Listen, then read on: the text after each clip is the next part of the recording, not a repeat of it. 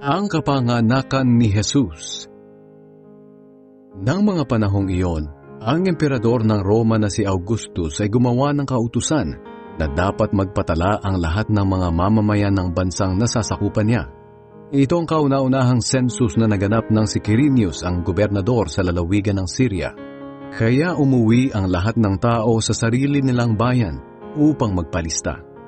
Mula sa Nazareth na sakop ng Galilea, pumunta si Jose sa Bethlehem na sakop ng Judea, sa bayang sinilangan ni Haring David, dahil nagmula siya sa angkan ni David. Kasama niya sa pagpapalista ang magiging asawa niyang si Maria, na noon ay malapit ng manganak. At habang naroon sila sa Bethlehem, dumating ang oras ng panganganak ni Maria. Isinilang niya ang panganay niya na isang lalaki. Pinalot niya ng lampi ng sanggol at inihiga sa sabsaban, dahil walang lugar para sa kanila sa mga bahay panuluyan.